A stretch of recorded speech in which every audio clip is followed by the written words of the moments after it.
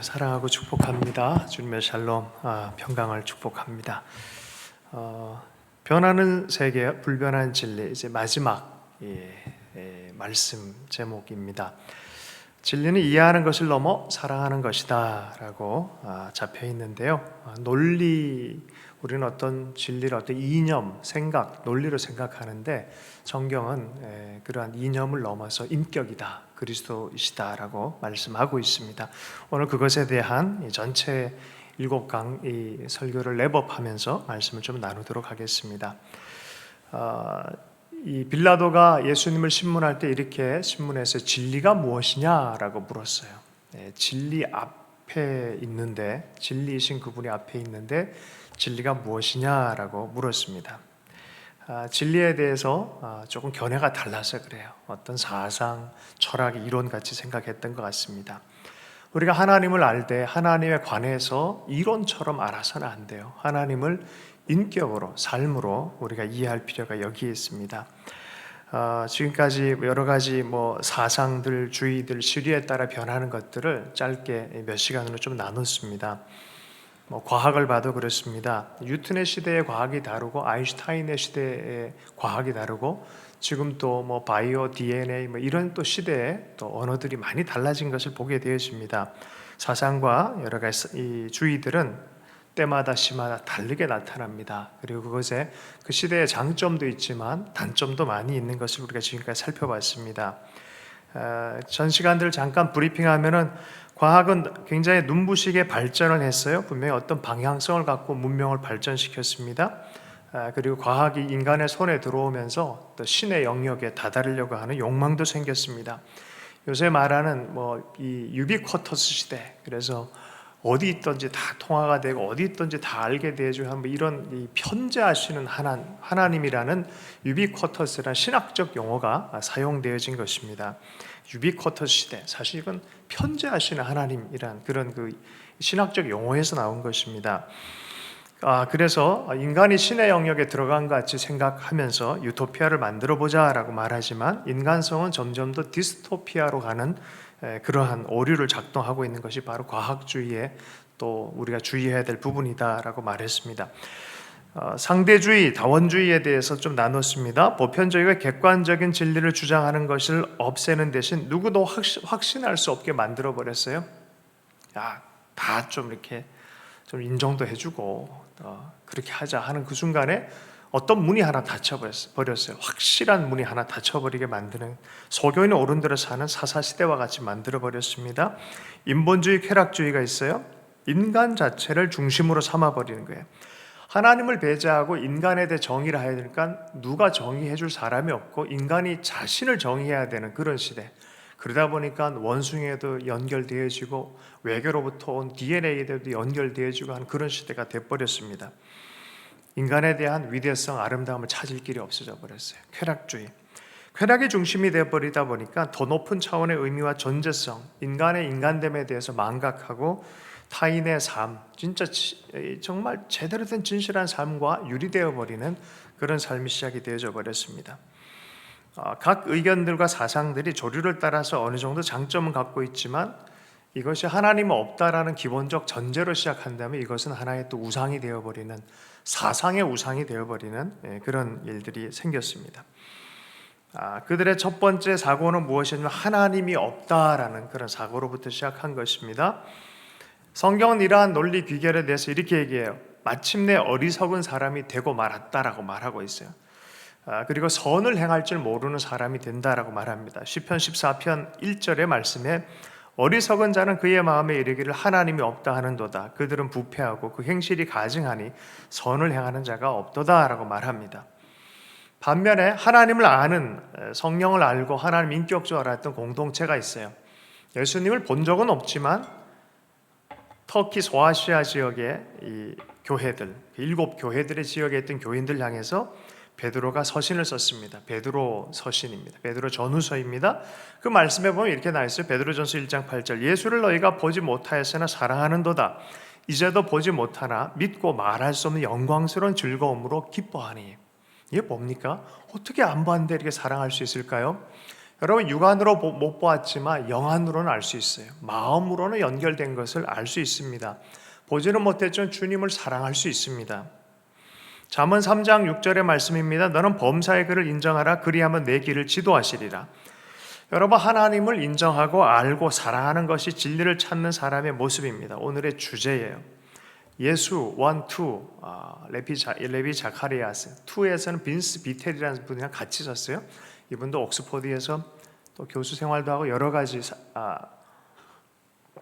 기독학자로 상당히 활동을 많이 하시는 분입니다.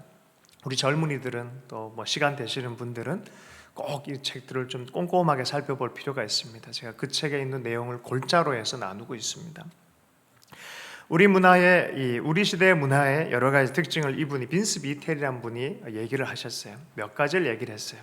그 첫 번째가 뭐냐면 진리를 대하는 태도에 대해서 얘기를 해요. 첫 번째가 진리를 가지고 이용하고 이익 재료를 삼아 은폐하고 왜곡하고 폭력을 가하는 문화가 돼버렸다는 거예요. 이게 뭔 소리냐?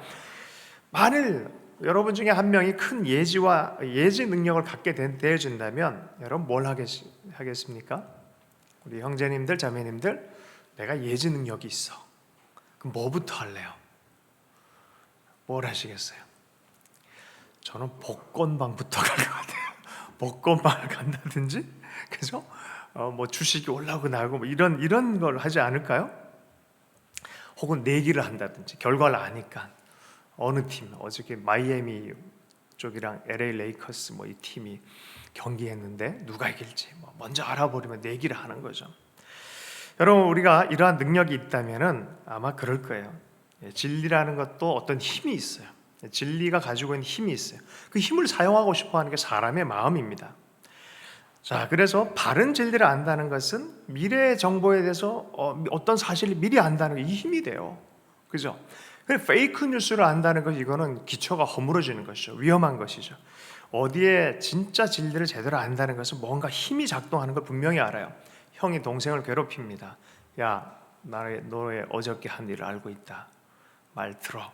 그러면 들을까요? 안 들을까요? 대개는 듣습니다. 사실에 힘이 있기 때문에. 사실을 이용해서 형이 협박합니다. 꼼짝없이 해줄 수밖에 없는, 이게 사실의 힘이에요. 어느 정도 진리를 아는 사람들이 힘이 있기 시작합니다. 이걸 파워플레이라 그래요. 대체로 지금 시대 사람들은 이 문화 안에서 진리와 어떤 사실의 힘을 갖고 사람들을 갖고 힘의 플레이를 하려고 하는 이러한 속성들이 있다는 것입니다. 진리를 가지고 파워 게임을 하고 살아가고 싶은 그런 문화에 살고 있습니다. 광고주만 아는 모델의 사실이 있죠. 무엇입니까? 포토샵. 더 아름답게 보이려. 사실은 그렇지 아니한데 포토샵으로 이렇게 합니다. 여러분, SNS상에서 우리가 그래요. 진리인 양, 진리를 사용해서 진리인 양 공유하고 또 은폐하고 또 왜곡하죠. 이런 것들이 우리의 문화라는 거죠. 진리가 살짝 보면은 힘이 있는 어떤 것인데 진리를 갖고 뭔가 좀 휘둘 것 같은 느낌이 든다는 거죠. 이게 이런 시대의 문화예요. 두 번째는 진리를 오용하려고 하는 그런 태도가 있다는, 진리 자체를 인정하지 않으려고 하는 진리의 독특성, 진리가 우리 문화와 불일치한다는 걸 인정을 안 하려고 그래요. 여러분, 하나님의 문화와 인간의 문화가 어떻게 같겠습니까? 하나님이 우리 가운데 오셨을 때는 분명히 우리의 삶과 우리의 문화가 불일치할 수밖에 없는 거예요. 이것을 인정하지 않으려고 하는 것이 많다는 거예요. 문화적 다양성과 종교의 자유를 위해서 기독교가 사실은 하나님이 많이 일조를 했어요. 미국도 마찬가지고 여러 유형의 다양한 것들을 사실 다 받아들일 수 있는 이 폭은, 그래 하나님부터 온 문화임에도 불구하고 그들이 다 받아줬더니 구해줬더니 보따리 달라는 이런 형국이 되는 것이 지금의 모습입니다. 그리고 구해준 대상을 이제 없애버리려고 하는 것, 진리를 인정 안 하려고 하는 그런 일들이 발생하는 것입니다. 유럽에서 난민을 받아줬는데 난민이 도리어 들어와서 이슬람화 하려고 한다든지, 또 혹은 세속주의, 평등의 가치를 세워서 많은 사람을 다 평등의 자리에 앉혀놨는데 진리 자체를 부정하려고 하는 그런 일들이 생기는 것이죠. 연세대가 기독학교로 세워졌는데 이제는 세속 사람들이 다 들어와가지고 기독 가치를 말하는 것을 불법이라고 말하게끔 하고 복음 전도하는 것을 불법이라고 말하게 하는 그런 일이 생긴 거죠. 여러분, 한양대도 교목이 있고요, 연세대도 교목이 있어요. 그런데 복음 전하는 것을 막아요. 이런 시대가 돼버렸다는 거죠. 진리 전쟁 어떻게 하면 좋겠습니까? 대체로 많은 사람 싸움 아니면 도망이에요. 여러분 싸우시겠습니까? 도망가겠습니까? 대체로 사람들은 싸우는 걸 싫어하기 때문에 그냥 도망하는 쪽을 대체로 택하는 것 같아요. 불일치를 피하고 싶어요. 사람들 세상 문화와 불일치를 피하고 싶어 하는 것이에요. 많은 사람들의 페이스북을 보면 좋아요가 많지 싫어요 누르는 간 큰 사람들 별로 없죠. 그 중에 있긴 하지만 대체로 보면 그냥 좋아요만 선택하는 것이죠. 왜 그렇습니까? 안전한 공간에 있고 싶은 마음, 불일치가 되는 공간을 피하고 싶어하는 그런 마음들이 사람들 안에 있다는 것입니다. 이러한 문화적 태도가 이해하기 어려운 결과를 초래합니다. 우리 시대가 그래요. 한 예를 들면 이런 얘기가 있습니다. 실제로 있었던 일이에요. 미국의 대학가에서 일어난 일입니다. 인터뷰가 진행이 됩니다. 180m 되어진 백인이 180m 정도의 키의 백인이 나는 198cm 중국 여자라고 주장할 건데 너 동의할 거냐라고 묻는다는 거죠. 거기 뭐가 들어가 있어요? 198cm까지는 좋았는데 중국 여자라는 부분에서 살짝 민감한 게 있어요. 나는 중국 여자가 아니다. 그건 아니다라고 말하는 그 순간에 정치적인 올바름으로 일치로 이렇게 주장된 문화가 있어요. 이게 자칫하면은 살짝 애매하지만 인종차별 같은 걸로 걸릴 수가 있는 거예요. 그러니까 명백한 사실 아닌 건 너 백인 남자다라고 말해야 되는데 그 말을 하기가 어려우니까 이렇게 얘기한다는 거예요. 정치적인 올바름의 그런 사고에 기반해서 그냥 그런 것 같다. 그냥 그런 것 같다라고 말한다는 거예요. 나는 당신이 그렇게 생각하는 거에 대해서 열려 있다. 이 정도 수준으로. 그래 그런 것 같다. 야, 난 네가 그렇게 생각한다는데 뭐 난 열려 있다. 이 정도로 끝내버린다는 거예요. 또 다른 학생한테 이렇게 물어봤다 그래요. 나는 성인인데 나는 7살 아이다라고 이것에 대해서 어떻게 생각하느냐, 긍정하느냐라고 물어본다는 거예요. 그러면 이렇게 얘기한다는 거예요. 당신이 마음에 7살이라고 느낀다면 그런 거죠. 당신에겐 좋은 것입니다. 이렇게 얘기한다는 거예요. 실제로 미국에서 일어난 일이라는 거예요, 이게. 자, 모순적이게도 정치적으로 올바르기 위해서 우리는 객관적인 사실을 부정을 해야 되는 거예요. 객관적인 진리를 부정해야 되는 그런 시대에 살아간다는 것입니다. 압두 모레이라는 학자의 일화를 소개를 하고 있는데 이 진리에 대한 불일치에 대해서 얘기를 하고 불일치해도 괜찮다라는 얘기를 하는데 학생이 자기는 불일치하는 걸 싫어한다는 거 자꾸 얘기를 한다는 거예요. 학생이 그렇게 얘기를 했어요.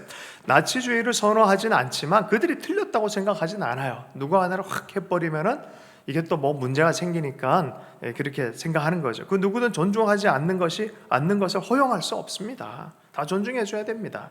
그랬더니 압두란 학자가 이렇게 얘기했어요. 잠깐, 자네가 다른 누구와도 동의하지 않을 수 없다고 말하는 건가? 학생, 네 맞습니다. 압두, 아니 자네는 동의하지 않을 수 있네. 학생, 아니요, 저는 할 수 없어요. 이 대화가 어떻습니까? 일치합니까? 불일치하죠. 그래서 압두가 이렇게 얘기합니다. 방금 자네가 지금 그렇게 하고 있지 않냐? 그렇게 얘기를 하고 대화가 끝났다고 합니다. 불일치를 피하는 것은 불가능해요. 진리의 불일치를 피하는 것은 불가능한 일입니다. 그런데 그 불가능을 시도하려고 그러다 오히려 자신의 삶의 일관성을 잃어버리게 되게 되어져 있다는 것입니다. 지적인 대화를 진짜로 나눌 수가 없는 막무가내 사람들이 되어버리는 거죠. 요새 인터뷰하는 거 들어보면 각쪽에서 양쪽의 극단의 사람들 인터뷰하는 그런 다큐멘터리가 많아요. 들어보면 듣지를 않아요. 논리적으로 들으려고 생각을 안 해요. 정말 이것이 그것인지 밝히려고 생각을 안 해요. 꽉 막혀 있어요. 마치 자폐증에서 자기 논리 회로를 갖고 계속 돌아가는 것 같습니다. 요새 유럽 문화가 그렇습니다. 상상을 초월한 일이 유럽에서 생기고 있어요. 유럽에서 예수 믿는 강사들이 예수님 얘기를 하면 강사로 못 오게 한다는 거예요. 옥스퍼드, 캠브리지, 치린 어마무시한 기독 지도자들이 탄생했던 학교인데 옥스퍼드에서 마저도 예수의 이름으로 기도하는 걸 금지시켜요. 그냥 나는 기도합니다 이렇게 얘기한다는 거예요. 예수의 이름으로 기도한다 그러면 저기 밑에 있는 이슬람 형제들이 힘들어하고 저기에서 온 힌두 형제들이 힘들어하니까 우리 대학에는 그렇게 하면 안 된다고 얘기한다는 거예요. 이게 어떤 대학입니까? 다 기독대학과 같이 역사적 뿌리가 있고 그들을 품어냈는데 이제는 그 보편성이란 걸 갖고 진리의 불일치성에 대해서 인정을 하지 않으려고 하고 있다는 것입니다. 워싱턴의 한 모임에서 흑인 목사님이 하도 참다 못해서 초대를 받아가지고 드디어 정가의 모임에서 그냥 하지 말라는 거, 딱 들어갈 때는 그 이름으로 기도하거나 이런 건 없게 분명히 만드는데 그 흑인 목사님, 노인 목사님 올라가셔서 난 I prayed precious name Jesus Christ, 예수 그리스도의 귀한 이름으로 기도합니다 하고 시원스럽게 기도하고 내려오셨다는 뭐 그런 얘기가 요새 있습니다. 여러분, 불일치에 대해서 우리는 견디지 못하는 것 같아요. 싸우거나 도망치거나 이 둘 중에 하나밖에 못하는 것 같아요. 공격하거나 침묵하거나. 그런데 문화적으로서는 우리를 계속 공격하고 들어오고 있습니다. 최후 통첩을 하고 있습니다. 이러다 보니까 이 하나님에 대한 이 진리의 불일치성에 대해서 꺼리기 때문에 그냥 다원주의자가 된다든지 혹은 호전적인 무신론에게 그냥 된통 당하는 거예요. 하나님 없다는 그런 사상의 사람들이 된통 당하는 시대가 지금의 시대입니다. 성경이 이런 문화적 태도에 대해서 어떻게 말합니까? 도리어 성경은요 굉장히 포용적이에요. 의심하는 것에 대해서 뭐라고 하지 않아요. 이렇게 얘기를 해요. 유다서 1장 22절 어떤 의심하는 자들을 긍휼히 여겨라 라고 말해요. 진리가 갖고 있는 포용성이 대단합니다. 포용성이 있어요. 그냥 그것에 대해서 긍휼히 여겨라. 그것에 대해서 없다라고 말하지 않고 질문할 수 있는 여지를 주고 의심할 수 있는 여지를 주라는 거, 건강하게 의심할 수 있게 해야 된다는 거예요. 진리는 그렇게라도 와야 된다는 거예요. 피터 아벨라드가 얘기를 했습니다. 의심함으로써 우리는 진리에 이르고 질문함으로 진리에 이른다라고 말합니다. 요즘 세속 시대가 자기들의 전제 왕국 시대를 만들고 있는 시대라고 합니다. 베드로가 많이 의심하고 또 하나님을 거절해 본 적도 있어요. 그러다 보니까 그 진리이신 예수님을 인격적으로 만나다 보니까 누군가가 구원에 대해서 물을 때는 너는 어떻게 대답하라는 그 태도를 갖고 있어요. 그게 뭐냐면 온유함과 두려움으로 해라라고 말해요. 베드로전서 3장 15절 너희 마음에 그리스도를 주로 삼아 거룩하게 하고 너희 속에 있는 소망에 관한 이유를 묻는 자들에게 대답할 것을 항상 준비하되 온유와 두려움으로 하고 하나님을 두려워함으로 온유함으로 하라는 소리야. 야, 그걸 몰라 하면서 또 진리를 갖고 막 회초리 들듯이 한다든지 진리를 갖고 사람을 휘둔다든지 야 진리가 이건데 싸운다든지 이런 일을 행하지 않는다는 거예요. 온유함과 두려움으로 진리에 대해서 표현할 수 있어야 된다는 것입니다. 여러분 무조건 이 교회 안에서도 마찬가지 무조건 믿어 하면서 꾹꾹 눌러놓은 그런 이 질문들은요 나중엔 불신으로 가요. 그래서 목사님들 아들 중에 이 반기독교인들이 굉장히 많아요. 아주 첨예해요. 아주 꼭꼭 찔리는 사람들 많아요. 교회를 공격하는 사람들 중에서 대체로 보면 이 질문이 해소가 안 된 사람들, 불신이 커진 사람들이 많이 있습니다. 간과된 질문은 불신으로 가져가고요. 상호간에 동의할 수 있는 권리 수호하는 헌신 위에 세우는 것들을 어렵게 만들어 버립니다.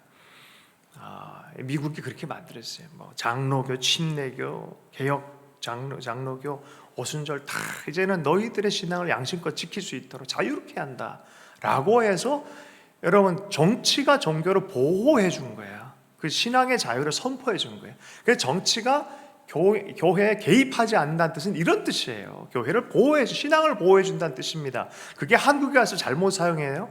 교회가 왜 정치에 관여하냐 이런 건데 이 정교 분리란 건 이런 뜻이에요. 정치가 종교의 자유를 만들어 주겠다는 의미가 미국 정신이었어요, 사실은.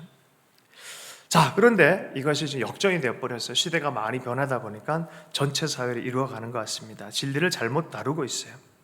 진리를 오해해서 힘의 논리로 제압하려고 하고 있고 진리의 특이성에 대해서 독특성에 대해서 인정하고 싶지 않은 그런 사회를 일반 사회로 만들어 보려는 것이 이 시대의 정서입니다. 그럼 우리는 어떻게 해야 되겠습니까? 이런 문화적 압력에 진리를 말하고 사는 것을 포기해야 되겠습니까? 어떻게 해야 되겠습니까?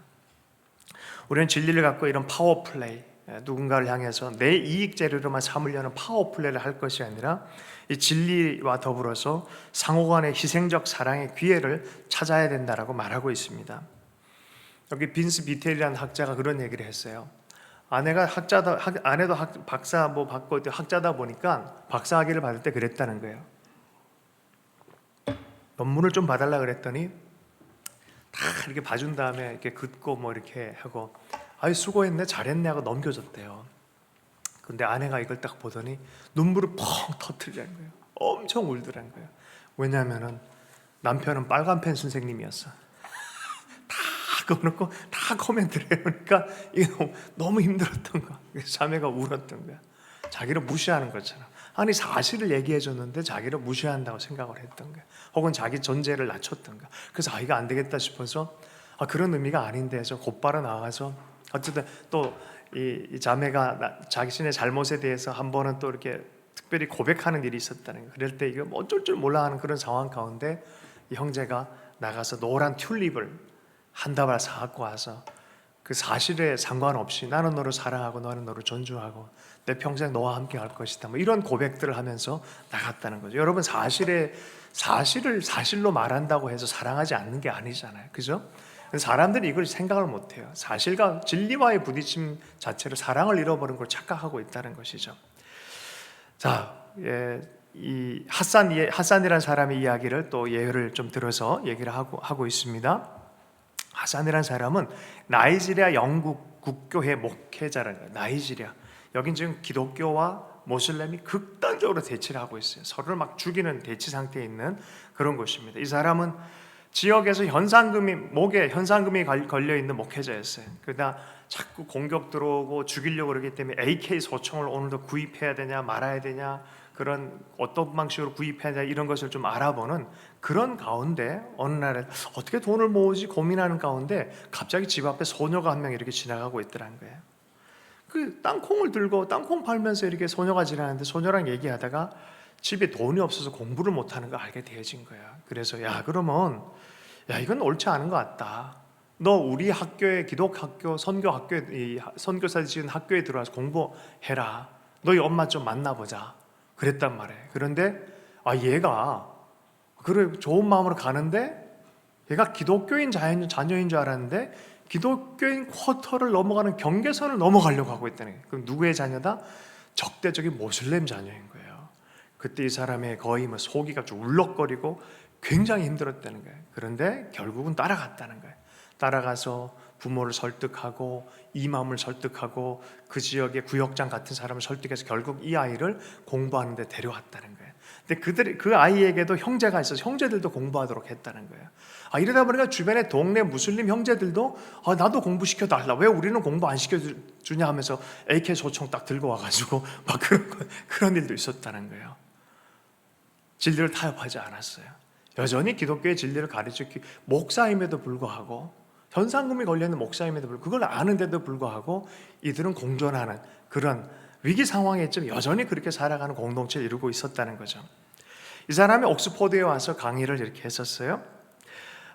사상적으로는 분명히 배타적이지만 개인적으로는 수용하는 태도를 분명히 보이면서 살아가는 좋은 예를 보인 것이죠. 사랑 안에서 참된 것을 하는, 오직 사랑 안에서 참된 것을 하여 범사에 그에까지 잘할지어다. 그는 머리니 곧 그리스도라. 에베소서 4장 15절의 말씀입니다. 옥스퍼드에서 이제 지내다가 이제 마지막 떠나기 전에 여러 가지 또 위치가 바뀌었어요. 무슬림 그 경계선 바로 앞에 불태워진 교회, 무너진 교회로 담임 목사를 청빙받아서 이 사람이 가야 되는데 선교단체는 이 사람의 천막 교회를 허용했다는 거예요. 꼭 그렇게 해야 됩니까? 라고 물어봤더니 가야 됩니다, 나는 사명감에 충만해서 그렇게 얘기를 하더라는 거죠. 정말 그럴 가치가 있습니까? 했더니 정말입니다. 그럼 당연한 것입니다. 난 갈 겁니다 라고 말했다는 것이죠. 그랬더니 고별사를 부탁했더니 이렇게 얘기를 했다는 거예요. 부탁드립니다. 우리가 아프리카에서 목숨까지 내놓고 지키는 믿음에 대해서 이곳 서구에서 타협하지 마십시오. 이곳 서구에서 타협하지 마십시오라고 부탁을 하고 인사를 했다는 것입니다. 이분이 세속대학에서도 인터뷰를 했다고 그래요. 그랬더니 세속대학에서 정확하게 기독교의 독특성, 죄의 실제성, 유일성에 대해서 얘기를 하고 예수님의 유일성에 대해서 얘기하고 인간을 향한 구세주의 필요성에 대해서 공개적으로 말을 했다고 합니다. 로마서 5장 8절 말씀입니다. 우리가 아직 죄인 되었을 때 그리스도께서 우리를 위하여 죽으심으로 하나님께서 우리에 대한 자기의 사랑을 확증하셨느니라. 그럼 주님은 진리를 가지고 우리를 조종한다든지 폭력을 가한다든지 주님의 이익을 위해서 사시지 않으셨어요. 우리를 먼저 사랑하셨다라고 말씀하고 있어요. 사랑하고 섬김을 택하셨어요. 여전히 세상 문화와는 불일치를 이뤄냈지만 그분에 대해서 진짜 진리의 독특성과 하나님 나라의 문화에 대해서 타협하지 아니하시고 우리에게 보여주셨습니다. 자신이 가한 가한 공격, 우리를 향해서 이렇게 했으니까 좀 하나님 미안해서 우리를 사랑하려 결정하고 이러지 않으셨다는 거예요. 우리가 분명히 이 예수님의 진리에 대해서 다름을 인정할 필요가 있어요. 우리가 다르다. 그분의 사랑은 다르다. 여러분, 오늘 주제의 말씀은 이거예요. 되게 단순해요. 하나님의 사랑은 우리가 생각하는 그 사랑과 다르다는 거예요. 하나님의 진리는 우리가 생각하는 그 진리의 방식과는 너무나 다르다는 거예요. 그러면 하나님이 주장하시는 그 진리의 방식의 불일치를 인정하고 그것에 대해서 알 필요가 있다는 얘기를 하는 것입니다. 주님은 진리를 개인적인 이용에서 사용하지 않으셨습니다. 마가복음 10장 45절, 인자가 온 것은 섬김을 받으려 함이 아니라 도리어 섬기려 하고 자기 목숨을 많은 사람의 대속물로 주려 함이라. 요한복음 1장 14절 말씀입니다. 말씀이 육신이 되어 우리 가운데 거하시며 우리가 그의 영광을 보니 아버지의 독생자의 영광이요 은혜와 진리가 충만하더라. 진리를 붙들면서 교만하지 않으시고요, 배타적인 진리를 붙들면서 타인을 수용할 수 있는 것이 무엇인지 주님께서 가르쳐 주셨어요. 여러분, 저는 유다를 대하는 예수님의 모습에서 정말 우리의 사랑과 다르구나라는 걸 깨달았어요. 유다를 해서 한 번도 저주하지 않으셨어요. 배반하는 베드로를 향해서도 한 번도 저주하거나 미워하지 않으셨어요. 아니, 어떻게 인간적으로는 상상할 수가 없습니다. 그분의 사랑이에요. 이게 다른 거예요. 우리랑 다른 거예요. 그냥 존재 자체를 먼저 사랑하기로 결정하고 오신 분이세요. 그냥 참아낸 게 아니에요. 그냥 관용을 한 게 아니에요. 아이고, 저 녀석 불쌍하네. 에이구, 저는 저렇지 않은, 관용하는 그 정도가 아니에요. 관용하고 그냥 참아줄만 해서 참아준 게 아니에요. 그냥 조건 없는 사랑으로 오셨어요. 개인의 희생을 치는 사랑으로 조건 없이 사랑하기로 결정하고 오신 분이 예수 그리스도십니다. 불일치하는 대상을 향해서 싸움하거나 회피가 아닌 여전히 진리를 다름을 보여주면서 고차원적으로 사는 것을 주님께서 우리에게 보여주셨습니다. 여러분, 이 예수님을 만난 교회가 초대교회였어요. 그러다 보니까 그 시대 사람과는 완전히 다른 차별성을 갖고 있어요. 노예를 사서 자유케 해줘요. 돈을 모아서 노예를 사서 자유민이 되게 만들어줘요. 가난한 자를 공개해 줍니다. 전염병, 중병 걸린 환자 다 돌보지 않고 도망간 곳에 이 사람들은 들어가서 그들의 목숨을 붙들고 돌보기 시작합니다. 이것을 통해서 진리를 드러내고 있어요. 그 같은 시대 문화를 살아지만 다른 불일치하는 문화를 드러내면서 진리가 무엇인지 드러내고 있는 그런 삶을 살았습니다. 이것이 예수님께서 그들에게 보여주신 진리를 사랑하는 그런 삶의 방식이었습니다. 여러분, 왜 사람들이 진리를 두려워하겠습니까? 진리를 오용하고 오해하기 때문에 그래요. 예수님의 소통 방식이 있어요. 희생적 사랑의 표현이 있어요. 그런데 그것을 우리는 너무나 많이 오해하고 이해하지 못하고 있다는 것입니다. 우리가 동의할 수 없는 공동체 사람을 향해서 복음의 진리를 본질적으로 희생적 진리라는 것을 드러내고 있습니까? 아니면 기독교를 공격하는 사람들에게 야, 너도 당해봐라 하면서 칼을 들고 있습니까? 칼을 든 자는 칼로 망한다라고 분명히 말씀하고 있어요. 우리 이 시대의 기독교가 초대교회를 닮았는지 아니면 힘만 의지하는 기독교를 닮았는지 우리가 이 부분에서 생각할 필요가 있습니다. 여러분, 진짜 기독교 영향력은 여기에 있어요. 진리를 사랑으로 드러내는 것에 있습니다. 지금도 그렇습니다. 자, 세 번째, 우리 시대는 진리를 있는 것에 대하기를 사실은 두려워하고 있다는 거예요. 어떤 두려움이 있다는 거예요. 진리를 포착하긴 했는데 진리를 붙들고 살기는 사실은 두려워하고 있다는 거예요. 여러분, 진리를 살아가라 그러면 어떤 느낌 듭니까? 좋은 것 같은데 왠지 나는 좀 부담스럽고 두려워. 롤러코스터 번지 점프를 타본 적 있습니까? 200m 위에 있는 번지 점프를 뛰어내리라 그러면 100이면은 90명은 안 탈 거예요. 소윤이는 롤러코스터 좋아한다면서요. 애들은 좋아한다 그랬는데 어른들은 거의 이제 나이 많은 어른들 이제 웬만한 그거 안 타고 싶어요. 자, 그 얘기를 해봐요. 이 롤러코스터가 다칠 확률이 몇 퍼센트인가? 몇 퍼센트예요? 대체로 거의 0% 정도 된다고 믿으니까 타는 거예요. 그죠? 그럼 타겠어요? 안 타요, 사람들이. 100만 달러 준다. 타겠어요? 1억 달러 이상을 준다. 그러면은 번지 점프 뛰어내리겠어요? 웬만하면 뛰어내릴 거려? 이익이 된다고 생각하면? 근데 왜 안 뛰어내릴까요? 이게 두려워서 그래요. 그런데도 나는 죽어도 못해 하는 사람이 분명히 있어요. 나는 죽어도 못 뛰어내리겠다. 왜냐하면 사람은 이성보다는 감성이 앞서기 때문에 그래요. 나는 수만 돈을 줘도 나는 못 뛰어내리겠다 하는 사람 분명히 있어요. 아유, 나는 못한다. 이러다 죽겠다. 왜요? 이성적으로 안 자는 거 분명히 아는데 감성이 안 되는 거예요. 감성이. 로마서 1장에서 얘기를 합니다. 진리를 알되 진리를 인정하기 싫어하는 것이 인간의 본성 안에 있다라고. 죄된 본성 안에 진리를 알지만 진리를 인정하고 싶지 않은 것이 있다라는 거예요. 다른 말로 하면 영적인 것을 몰라서 인정하지 않는다는 게 아니에요. 우리는 착각하고 있어요. 영적이지 않아서라고 생각하는데 그렇지 않다는 거예요. 사실은 영적인 거 다 알고 있는데 그거 진리를 인정하고 싶지가 않은 그 속에 있는 교만한 마음, 믿지 못하는 마음이 있다는 거예요. 요새 근처에 동네를 말할 뻔했는데 동네 어느 곳에는 대에서 여러 동네 있어요. 대림동, 대현동, 대치동 뭐 이렇게 많이 있어요. 자, 그 아파트에 한 집에 무당이 산대요. 한 동마다.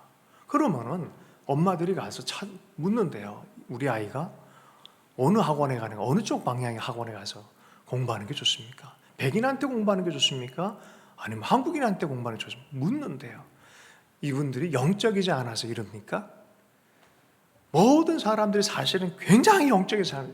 하물며 뭐 얼마 전에 보니까 이근 대회가 영국에서 보니까 돼지머리하고 훈련하는데도 무릎 꿇게 만들고 IT 회사의 과학자들이 모여서 사업하는 데서 돼지머리 올려놓고 뭐 이렇게 절하고 그러는 모습이 있더라고요. 영적이지 않아서 그렇습니까? 아니요. 귀신의 존재를 믿으세요? 무당의 존재를 믿으세요? 다 믿잖아요. 사실은 그 존재가 있다는 거 그잖아요. 다 믿는데 영적이지 않아서가 아니에요. 영적 세계를 알지만 그 하나님에 대한 진리에 대해서 싫은 거예요. 이게 정확해야 돼요. 정직해야 돼요. 싫은 거예요. 그게 주권을 드리기가 싫은 거예요. 그 마음속에 있는 그 마음들이 있는 거예요. 어떤 사람이 이렇게 얘기했다 그래요. 기독교를 오해한 얘기죠. 두려움 때문에 비롯된 말이지만 이렇게 얘기했다 그래요. 기독교는 혐오, 좀 미안한 얘기인데 천상의 북한, 독재 하나님, 독재 권력, 감시, 통제에 굴복하는 것이다. 이렇게 얘기를 했다는 거예요. 아주 유명한 분이 그런 얘기를 했다는 거예요. 여러분, 결혼해가지고 남편과 아내 사이가 서로에게 복종하는 것이 이게 어떻게 독재입니까? 이거는 자발적인 사랑이고 그 사랑을 경쟁 없이 받아들이기로 얼마나 이 조건 없이 받아들이는 생명과 충만한 관계가 되는 것입니까? 그런데 이것을 오해하는 것이, 관계를 오해하는 것이, 진실을 아는 것에 대한 두려움이 있다는 거예요. 여러분 왜 그런지 아십니까? 진실이 나타나면 내 모습이 드러나기 때문에 그래요. 빛을 인정하면 어둠을 인정해야 되기 때문에 그런 것입니다. 영국에서 일어난 일이라 그래요. 모든 것이 밝혀졌습니다. 도망가십시오. 이메일을 영국의 유명한 사람들 보냈더니 대부분 도망갔대요. 아무 내용 없이 그렇게만 보냈대요. 모든 게 밝혀졌습니다. 도망가십시오. 다음 날에 보니까 다 도망갔더라. 뭐 이런 얘기를 한 거죠. 여러분에게 메일이 하나 왔어요. 너의 사실, 너의 삶을 다 알고 있다. 도망가라. 할렐루야. 분명히 찔리는 게 있을 거예요. 인간은 그렇다는 거예요. 인간은 그렇다는 거예요.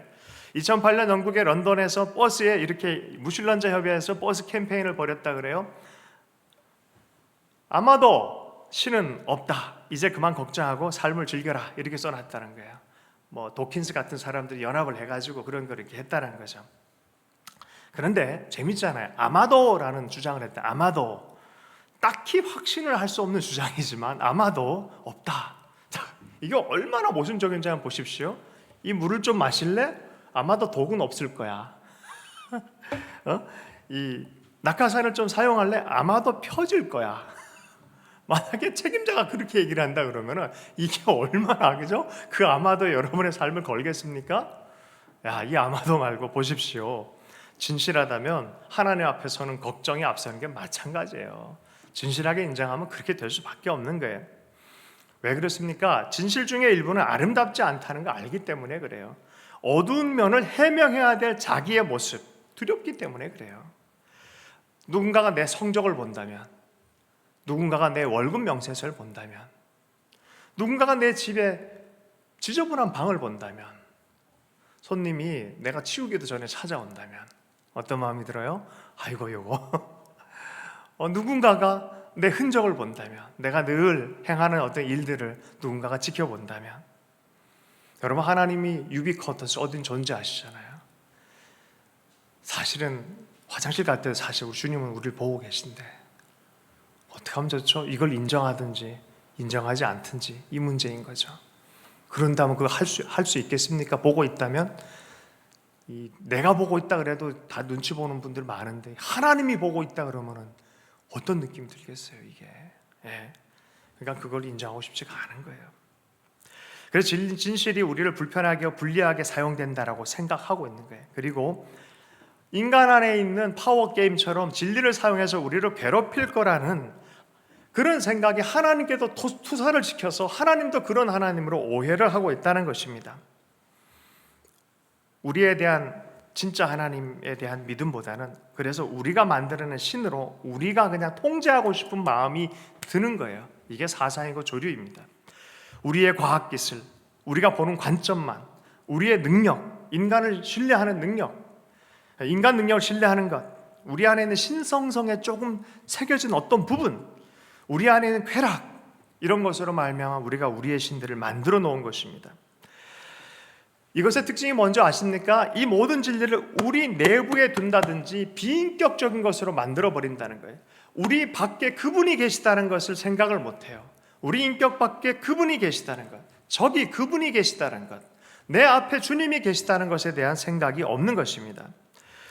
우리는 진리가 다른 사람에게 발견되어지길 원해요. 그러니까 내가 통제하고 싶지 저분 안에 진리가 있는 것을 용납하고 싶지가 않은 것이에요. 진리를 가진 누군가를 신뢰할 수 없기 때문에 그래요. 불안 때문에 그래요. 사실 두려움 때문에 그런 것입니다. 반면에 아이들을 보면은 아이들이 손녀 손자들이 나 여기 있다 하고 하는 아이들 있죠. 자기가 발견되기 원해요. 아버지 앞에, 할아버지 앞에, 가족들 앞에. 왜 그래요? 사랑받는 걸 아니까 나 여기 있다 하는 거예요.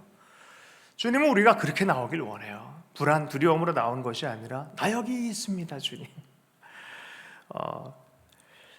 여러분, 우리의 고민이 여기에 있어요. 우리를 완전하게 아는데, 하나님이 나를 정말 완전하게 아는데, 진리가 나를 완전하게 아는데, 엑스레이 하듯이 완전하게 나를 아는데 정말 완전하게 사랑할 수 있을까?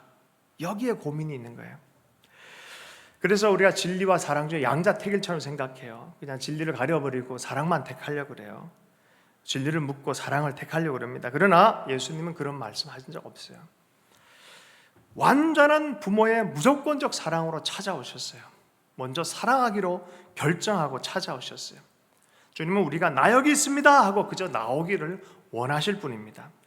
독재가 없고요. 다만 하나님께서 우리의 마음을 갈망함으로 기다리고 찾기를 원하시고 계실 분입니다. 여러분, 무신론자들이 이걸 알기를 원해요. 당신이 얼마나 이 하나님이 사랑하는지에 대해서도 알기를 원하고 또 우리가 진리를 사랑하기를 또 원하고 계십니다. 진리대로 살기를 원한다면 진리 앞에 두려움을 극복해야 됩니다. 무엇이 이것을 극복하게 만듭니까? 약간 100만 달러라 그랬는데 그죠? 그 돈보다 더 힘 있는 분이 계시죠. 더 파워가 있는 분이 있죠. 하나님의 사랑입니다. 이론이 아니에요. 사랑을 받지 못할 것에 대한 두려움, 죽음에 대한 두려움, 무의미에 대한 두려움, 이 두려움을 극복하게 만드는 것이 있어요. 과학은 더 두려운 세상을 만들어버렸고요. 상대주의는 이 두려움조차도 극복할 수 있는 문 자체를 닫아버렸고요. 쾌락주의는 우리 시선을 그냥 즐거움 쪽에 머물면서 진짜 삶의 현장을 회피하게 만들어버려 진실을 외면하게 만들었고요. 어떤 주의도 정말 이 롤러코스터나 번지 점프를 할 수 있도록 만들지 못하게 합니다. 두려움을 대면할 용기가 어디에 있습니까? 바로 사랑하는 사람의 손입니다. 할아버지가 꼬마아이가 할아버지 나 롤러코스터 타고 싶어. 그러면 두려워 타는 거죠. 돈 때문에 타는 게 아니라. 그래서 이 아이 즐겁다. 그러면 타는 거죠, 아버지가. 예. 아버지가 손을 붙잡고 야, 내가 희생을 대가 지불하마. 가자, 아이야. 그러시는 거죠. 진리를 사랑하는 자로 불리는 것은 사람이 받을 수 있는 가장 고귀한 거예요. 사랑하는, 진리를 사랑하는, 예수님을 사랑하는 그 진정성, 선함이 여기에 있어요. 공자가 옛날부터, 이거는 고래로 동서양에서 다 얘기를 한 것입니다. 공자가 그런 얘기를 했어요. 조문도 석사가이. 이게 뭔 소리냐면 아침에 도를 들이면 들어서 깨달으면 저녁에 죽어도 좋다. 그만큼 진리, 도에 대해서 안다는 것이 얼마나 소중하다는 거 서로 다 알고 있는 것이에요. 자, 우리가 사랑하도록 여겨진 진리가 무엇입니까? 진실한 것, 진실을 담은 사람, 무엇입니까? 어떤 문장이나 신념이나 철학이나 사실, 아름답게 만들어진 문장을 사랑하는 것입니까?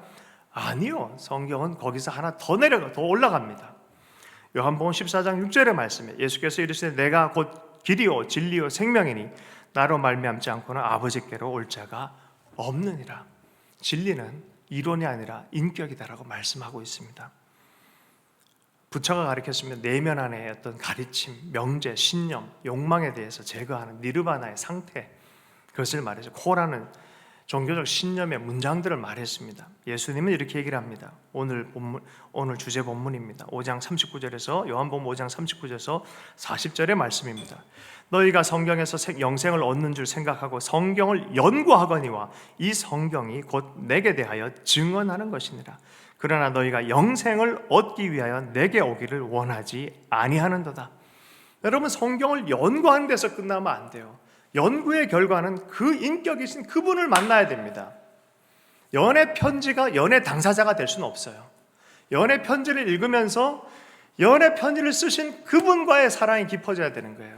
근데 어떤 사람들은 연애 편지만 주구장창 읽고 있으면서 연애하는 당사자가 옆에 있는데 말도 걸으려고 하지 않아요.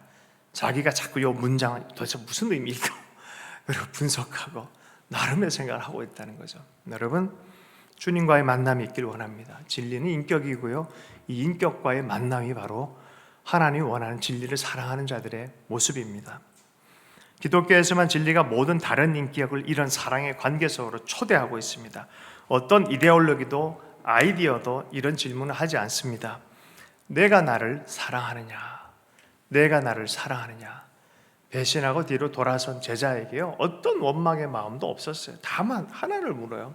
네가 나를 사랑하느냐? 3번씩이나 물으셨습니다. 여러분, 진리를 신뢰할 수 있는 이유가 무엇입니까? 바로 내 손을 잡아주고 나를 데리고 태워줄 수 있는 그분, 그것을 위해서 대가집을 하시는 그분 안에 있는 줄로 믿습니다. 진리가 인격이라면 그 인격 안에, 관계 안에 들어가는 거예요. 그래서 진리는 관계입니다. 그 관계, 하나님과의 관계 안에 들어간 사람들은 사람과의 관계도 그렇게 살아내는 연습을 하는 사람들인 줄로 믿습니다. 그리고 모든 삶의 각 영역에서도 이 하나님에 대한 질문으로 바뀝니다. 정치와 경제와 바른 진리적 정치는 무엇인가 할 때 이렇게 얘기합니다. 하나님은 어떤 정치를 원하실까? 하나님이란 어떤 경제를 하셨을까? 그렇게 질문 자체가 바뀝니다. 이 고민을 해서 온 나라를 바꾼 분이 있어요. 아브라함 카이퍼라고, 목사님이면서 철학자이면서 네덜란드 전체의 수상이기도 했던 분입니다. 대단한 분입니다. 아브라함 카이퍼. 그래서 우리의 삶의 모든 현장성에서 하나님의 진리를 찾는, 그의 인격을 찾아가는 그런 모습을 갖기 시작합니다. 여러분, 진리 안에 사는 것은 전체적으로 좀 랩업을 하면 전체적으로 이 결론을 내리면서 진리 안에 사는 것은 사랑을 받는 것입니다. 사랑을 받는 자들만이 두려움에서 극복할 수 있는 것입니다. 이사야서 53장에 고난받는 종 메시아의 모습을 예언하셨어요. 예수님의 모습입니다. 우리의 부끄러운 모습을 있는 그대로 아시지만 끌어안으신 분이십니다. 있는 모습 그대로를 끌어안으시고, 그리고 진리와 인격적 관계로 우리를 초대하셨어요. 내가 당했다. 내가 대신 당했다. 내가 대신 죽었다. 내가 대신 피 흘렸다. 그리고 너희들은 내 품 안에 있고 아버지 품으로 초대되었다는 것이 바로 기독교입니다. 여러분, 그분이 여러분 사랑하는 것에 대해서 어떻게 생각하십니까? 그 진리를 사랑할 때만 진리에 대한 우리의 잘못되어진 힘의 사용, 오해해서 진리를 함부로 대하는 것에서부터 벗어나기 시작하는 것입니다. 잘못된 진리를 대하는 태도가 무너지기 시작하는 것입니다. 그 인격을 신뢰할 만한 것이고 그 인격이 우리를 사랑한다는 것을 아는 그 출발점으로부터 시작하는 줄로 믿습니다. 시카고의 한 대학생에게 어떤 분이 이렇게 질문했다고 그래요. 하나님이 당신을 사랑하십니까? 하나님 당신을 사랑하십니다. 이렇게 얘기했을 때 돌아오는 답이 뭔지 아십니까? 나는 나쁜 사람입니다. 뭔 소리예요? 나는 용납 못 받을 것 같습니다. 이런 얘기잖아요. 그래서 이 사람도 이렇게 얘기했대요. 수십 년이 흘려서 당신이 결혼하고 아이를 낳게 된다면 아이가 나쁜 짓 할 때 당신은 그 아이를 향한 사랑을 거두겠습니까? 그랬더니 아니요, 나는 그를 여전히 사랑할 것입니다. 질문자가 또 이렇게 얘기했어요. 하나님이 아버지이고 당신이 그의 아들이라면 선하든 악하든 여전히 당신을 사랑하지 않을까요? 그때 학생이 갑자기 눈물을 글썽이면서 일리가 있는 말씀입니다. 여러분, 하나님 우리를 먼저 사랑하셨어요. 우리의 조건이 아니에요. 우리가 생각하는 사랑의 방식으로 사랑해서는 안 돼요. 그분은 우리의 사랑과는 차별적으로 완전히 다른 사랑을 하고 계신 분이십니다. 하나님의 사랑은 우리에 대한 사랑의 반응이 아니에요. 내가 사랑하니까 사랑해주는 그런 사랑을 하는 게 아니라 우리가 반응하도록 요구하시는 사랑이에요. 먼저 사랑하셨기 때문에. 요한에서 4장 9절, 우리가 사랑하면 그가 먼저 우리를 사랑하셨습니다. 우리를 사랑하시는데 먼저 사랑하신 분이란 거예요. 믿으십니까? 요한에서 4장 16절 말씀입니다. 우리가 이 하나님은 사랑이시다라고 말합니다. 우리가 진리를 사랑하는 것이 어려운 것은 우리가 진리가 우리를 사랑한다고 하는 것이 너무나 믿기 어려운 문화 정서를 갖고 있기 때문에 그래요. 여러분, 하나님이 우리를 먼저 사랑하시고 하나님은 우리에게 사랑이다라고 나타나시길 기뻐하시는 분인 줄로 믿습니다. 말씀을 마무리하겠습니다. 진리이신 사랑, 사랑이신 진리, 두 개는 나눠줄 수 없습니다. 진리를 오용해서는 안 됩니다. 누군가 당신을 위해 더 많은 것을 포기했다면 당신은 그 사랑에 대해서 더 확신할 수 있잖아요. 주님이 우리를 위해서 참 많은 걸 희생했어요. 어떤 이 자매 얘기로 좀 마무리하겠습니다. 클로에라는 자매인데 이 자매가 엄마 생일 축하 영상을 이렇게 찍었는데 이 자매가 찍었는데 이 가족을 놀러 갔다가 벼랑에서 갑자기 이게 브레이크가 안 들어서 벼랑에 확 떨어지는 거, 젊은 엄마가 막 뛰어가서 한 4-5살쯤에 뛰어가서 SUV 차량 앞에 그냥 확 막아선 거예요. 이게 될까요? 기적처럼 됐으면 얼마나 좋아요. 아니에요. 깔렸어요. 그리고 엄마가 이 차 밑으로 들어갈 때 그 얼굴과 아이들의 얼굴이, 차 안에 있는 아이들의 얼굴이 딱 마주쳤어요. 그 고통, 이 공포 안에서도 사랑하려고 하는 그 모습, 그리고 엄마가 차 위로 이제 차 밑으로 밟히는 덜컥하는 것도 아이들이 다 느꼈어요. 결국 엄마는 반신불수가 휠체어에 탔다는 거죠. 그러나 그 엄마는 아이들의 삶의 현장에 늘 있었고, 발표날에 늘 갔었고, 늘 응원했고, 우리 엄마는 참 위대하신 엄마다 하고, 엄마를 사랑합니다 라고 엄마를 자랑스럽게 이렇게 엄마 생일 축하해요 하는 그런 영상이었다고 합니다. 여러분, 좀 적나라한 얘기잖아요. 그죠? 십자가 얘기가 그래요. 적나라해요. 아주 적나라해요. 우리가 그 사랑에 대해서 망각하면 안 돼요. 아이들이 질문해요. 예수님은 어떻게 죽으셨어요? 죽으시고 살아나셨지. 아니, 어떻게? 그랬더니 다 얘기해요. 십자가에 죽으시고 피 흘리시고 고난당하시고. 그랬더니 애가 이렇게 얘기했대요. 난 예수님이 죽었다는 걸 알아. 다시 살아나신 것도 알아. 하지만 십자가에 대해서는 몰랐어. 여러분, 그분이 우리를 위해서 희생하신 걸 알면 알수록 우리는 더 확신할 수 있는 마음이 생기는 줄로 믿습니다.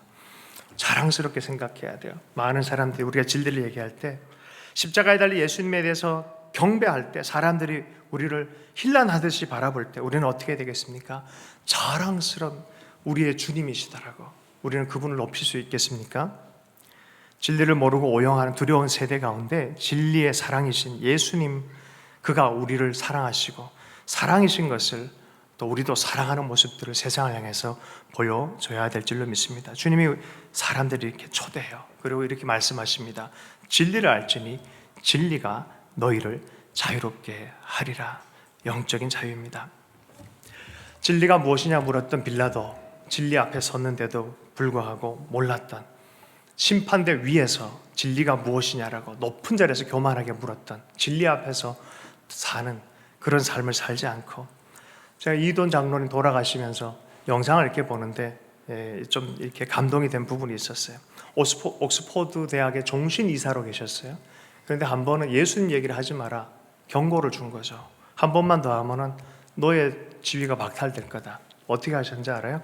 나는 그 지위보다 예수님이 내게 더 중요하다. 그리고 여전히 예수님 얘기하고 사요나라 했다는 거죠. 아이고, 사요나라 안녕 했다는 거죠. 그걸 곧그바로 그냥 자유롭게 그냥 이제 내려놓은 거죠. 무엇이 더 귀합니까? 그 위대하신 그 사랑을 알았기 때문에 그래요. 진리와 연합된 그 사랑의 삶을 알았기 때문입니다. 여러분, 우리가 다 이렇게 살아가길 축복합니다. 주신 말씀 붙들고 함께 기도하도록 하겠습니다. 하나님 아버지, 진리를 알지는 진리가 너희를 자유케 하리라 했는데 하나 유사 진리, 거짓 진리, 많은 세대 가운데 진리를 오용하고 오해하고 은폐하고 또 진리를 가지고 아버지 하나님 폭력을 가하는 이 시대에 하나님 진리이신 사랑 예수 그리스도를 따라 살아갈 수 있도록 은혜 베풀어 주실 때 놀라운 자유함과 성령 충만함을 살 수 있도록 역사하여 주시옵소서. 예수님 축복하며 기도했습니다.